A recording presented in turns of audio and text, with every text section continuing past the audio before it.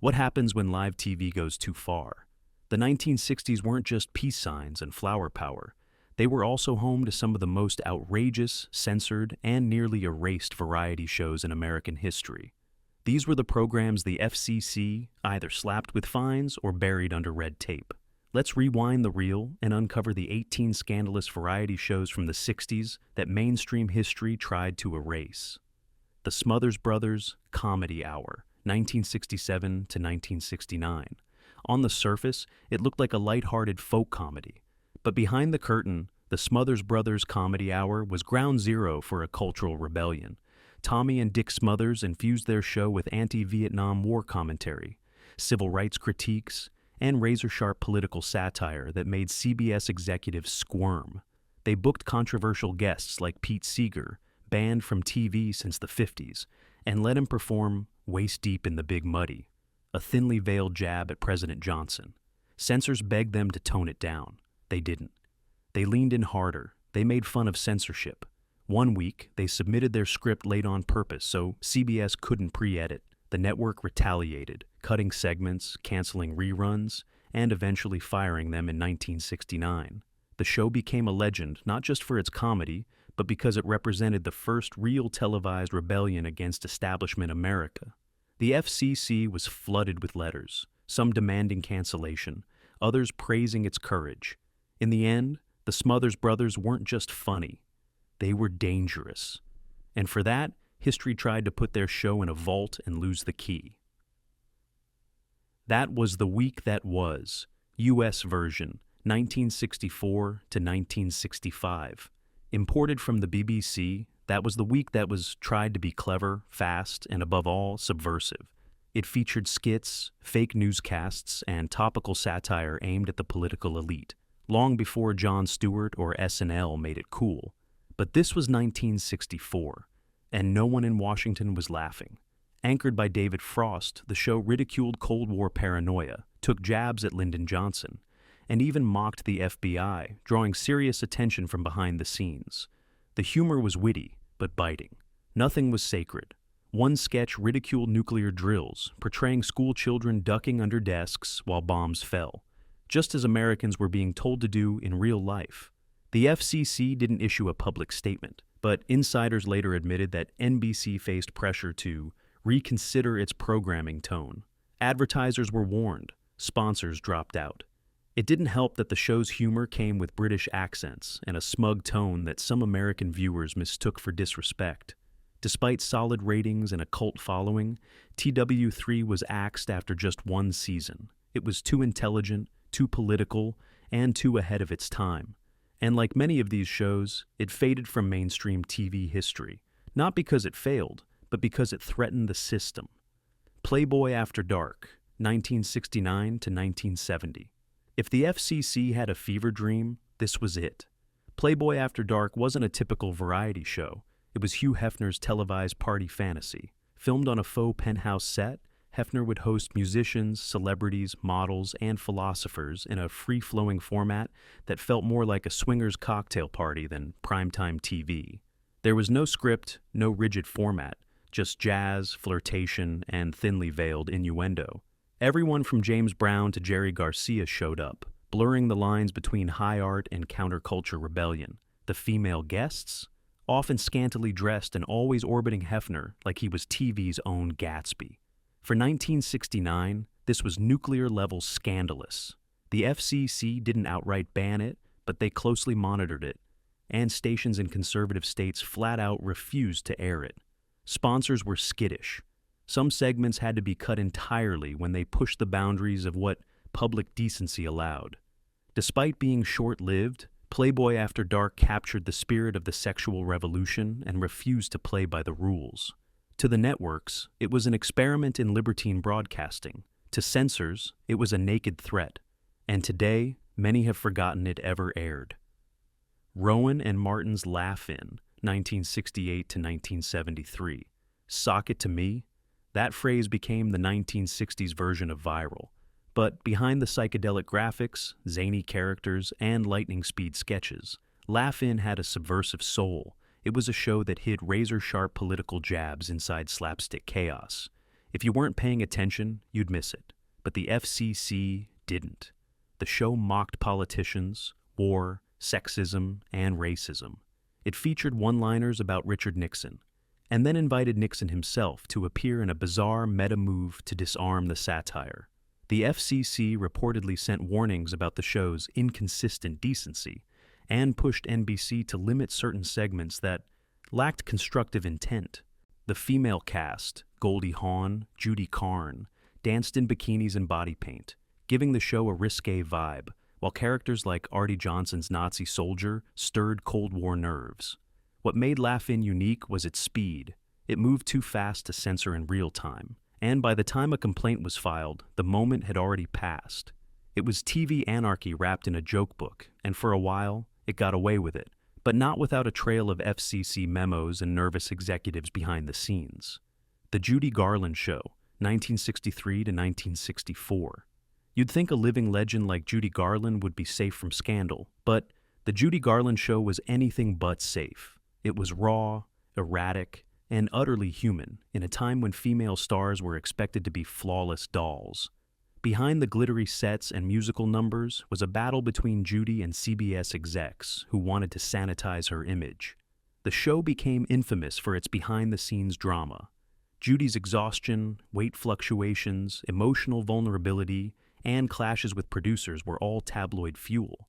But the real scandal was that the Judy Garland Show allowed a woman, especially one with addiction struggles, to be real on screen. She sang with pain in her voice. She talked honestly. She looked tired. She also looked alive. The FCC didn't find the show, but CBS grew cold feet. Rumors swirled that Garland's openness was setting a bad precedent. The show was shuffled around time slots before being canceled after one season. Today it's revered for its bravery, but back then, networks wanted squeaky clean stars, not raw emotion. Judy gave them art instead, and the FCC stood by as the network slowly buried it. The Lenny Bruce Performance Tapes, unaired 1960s. Lenny Bruce never got his own variety show, but not for lack of trying. In the early 60s, multiple networks considered greenlighting a program centered around the controversial comedian. Bruce had already been arrested multiple times for obscenity during stand-up sets, and his name was synonymous with rebellion. NBC reportedly filmed pilot segments with Bruce, but they never aired. Why? Because everything about Bruce terrified the FCC. His jokes targeted religion, government, and the illusion of morality. He mocked the very system that regulated him. Even a toned-down Bruce couldn't make it past internal reviews. One exec called him a walking FCC violation. The existing tapes, which have since surfaced, show a watered-down version of Bruce, but even those are laced with innuendo and coded language about censorship. Networks were warned that broadcasting Bruce could trigger sanctions, fines, or congressional hearings. He was essentially blacklisted from mainstream television. His absence from the variety show landscape is a scandal in itself, a clear example of how far the FCC would go to silence voices it couldn't control. The lost Lenny Bruce Show remains one of TV history's greatest what-ifs, and a ghost the FCC hoped would stay buried. Hullabaloo, 1965 to 1966. On the surface, Hullabaloo was a hip, youthful music and dance show aimed at the teen crowd. But underneath the go-go boots and psychedelic lights was a brewing war between the free-spirited counterculture and the square world of network television. Featuring acts like the Rolling Stones, The Who, and Janis Joplin, the show pushed boundaries not with words, but with sound, style, and attitude. Female dancers were dressed in miniskirts so short they sparked complaints from southern markets. Performers openly smoked on set. Anti-establishment lyrics slipped into prime time. And worst of all, for the FCC, it was popular. The show didn't preach rebellion, it simply was rebellious. When a producer tried to edit one segment to make the Byrds seem less political, the band threatened to walk. The tension between the network and the artists was constant. While the FCC never directly censored Hullabaloo, their pressure trickled down to affiliates, many of which began dropping the show after community backlash. It was gone after 2 seasons, remembered now as one of the first programs to smuggle rock revolution into living rooms across America, and one the FCC quietly helped disappear. The Steve Allen Show, 1956 to 1964, final years under fire. Steve Allen was no stranger to controversy, but in his show's later years during the early 1960s, he began pushing the envelope in ways that made the FCC twitch. He brought on beat poets, jazz improvisers, and guests who defied the mainstream. His comedy sketches grew darker, more abstract, and filled with social commentary. In one episode, Allen mocked TV censorship itself, staging a skit where every joke was interrupted by a fake censor with a horn. In another, he read passages from banned books while smirking directly into the camera. These weren't harmless gags. They were pointed critiques of the very system regulating him. The FCC reportedly warned NBC multiple times about Allen's content. One internal memo from 1963 labeled his show borderline subversive. Sponsors pulled out. The network softened his content, and eventually, the show faded out, not because viewers stopped watching, but because the suits upstairs couldn't stomach the fight anymore. Today, Allen is remembered as a pioneer, but in the 60s, he was a thorn in the side of TV conformity, and a threat the FCC would rather have erased from the record. The David Susskind Show, 1961 to 1986. Though it lasted into the 80s, the David Susskind Show in the 1960s was where the real powder keg moments ignited. Marketed as an intellectual variety talk show, it often tackled topics most networks feared: race relations, sexuality, censorship, and anti-war sentiment. What made Susskind dangerous was his refusal to stick to safe guests. He brought on feminists, Black Panthers, pornographers, and atheists, all in the same year. He once aired a panel titled "Is Homosexuality a Mental Illness?" in 1963, an act unheard of in that era. The show included LGBTQ individuals speaking openly, which led to massive backlash. Southern stations pulled the episode. The FCC didn't ban the show outright, but it began building a file, citing community standards violations and possible indecency concerns. Susskind never stopped. He dared to show America to itself, unfiltered and controversial. The FCC's way of erasing him wasn't through direct censorship. It was through quiet pressure on affiliates, advertisers, and schedules. Episodes were preempted, moved to late-night slots, or never aired outside of New York. He became a television ghost, aired, but never nationally embraced. And that was by design. Turn On, 1969. Perhaps the shortest-lived scandal in TV history, Turn On was so provocative it was canceled after one episode. The brainchild of Laugh-In writers, it was meant to be an edgier, faster-paced sketch show with a heavy emphasis on risque jokes and computer-generated animation. The premiere featured non-stop sexual innuendo, off-color jokes, and no laugh track. But the kicker? It aired during prime time. Affiliates were horrified. One station in Cleveland cut the broadcast mid-episode and never aired the second half. ABC was flooded with angry calls from parents and church groups. The FCC reportedly received over 300 formal complaints within 48 hours. While ABC officially cited viewer confusion and lack of sponsor support as reasons for cancellation, insiders admit FCC pressure played a role in urging networks to course correct. ABC never aired the second episode, and most stations erased it entirely from their archives. In the end, Turn On lived up to its name, turning on the heat and then getting shut off forever.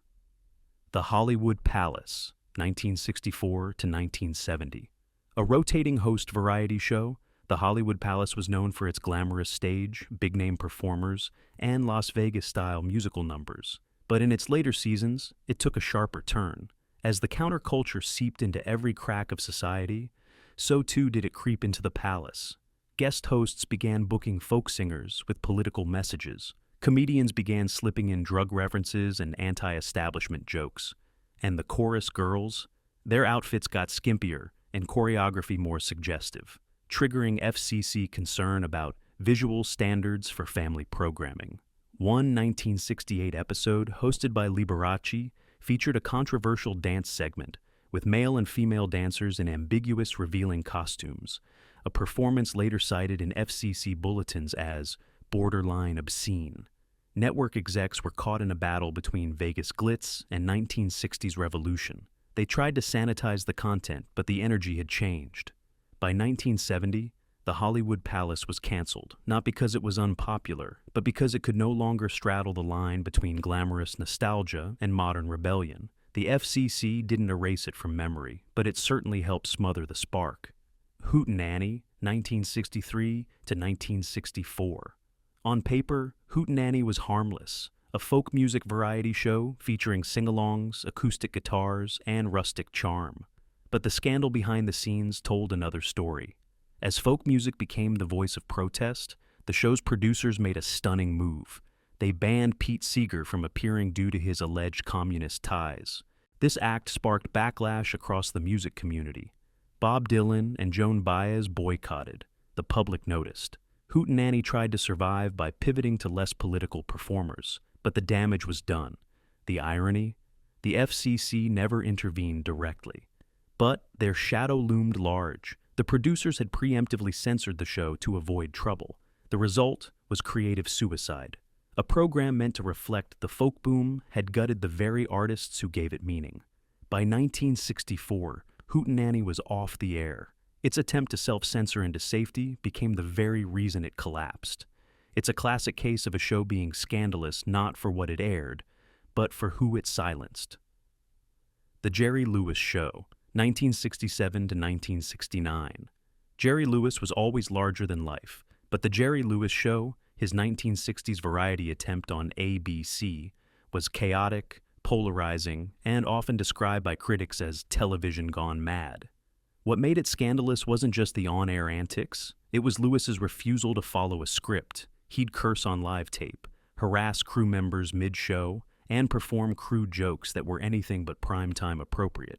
He once staged a mock prayer on live TV to ridicule critics, and on another occasion responded to a negative review with a full 5-minute breakdown on air, taunting the FCC's vague community standards. Some skits veered into sexual innuendo too blunt for censors to ignore, and one routine featuring cross-dressing Marines was pulled from the rerun cycle. The FCC sent warnings. Sponsors panicked. Lewis, ever defiant, leaned into the chaos. Eventually, ABC canceled the show, not for low ratings, but because Lewis was too dangerous to manage.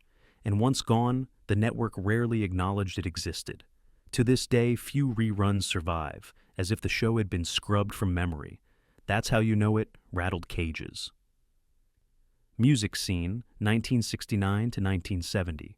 ABC wanted to capitalize on the youth market, so they created Music Scene, a variety-style program aimed squarely at the Woodstock generation. The show featured live performances from Janis Joplin, Jefferson Airplane, and even James Brown, but with almost zero network control over the content.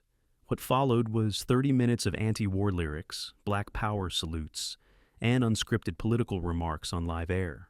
On one episode, singer Richie Havens improvised a poem attacking police brutality.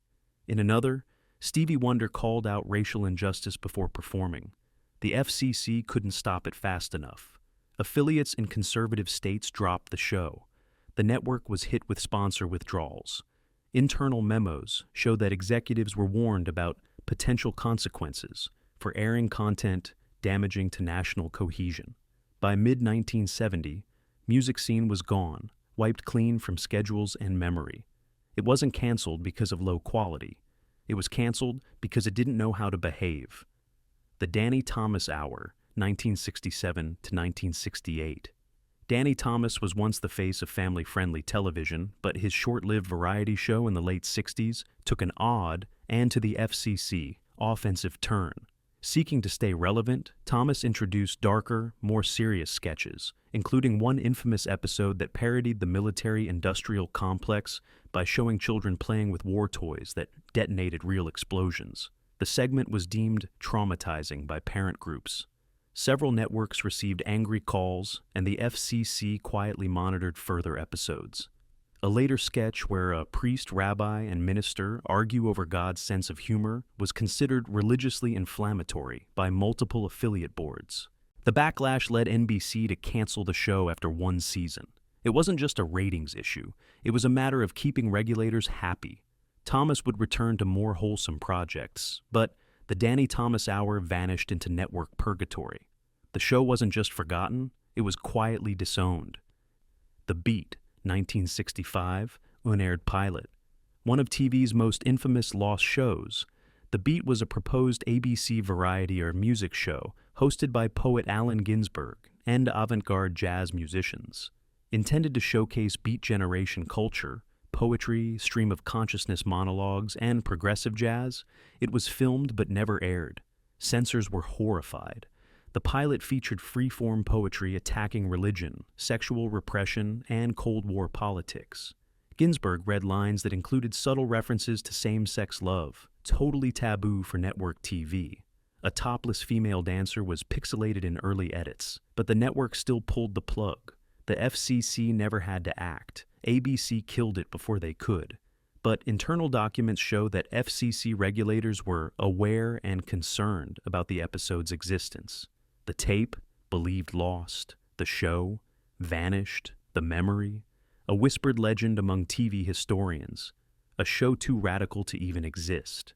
Television has always been a mirror, but these 18 shows shattered it. From political rebellion to sexual liberation, they dared to reflect a changing America the FCC wasn't ready to see. Canceled, censored, or wiped from history, they remain ghosts of a revolution the networks tried to bury, but couldn't erase. Would you like a thumbnail title, hook, or description to go with it?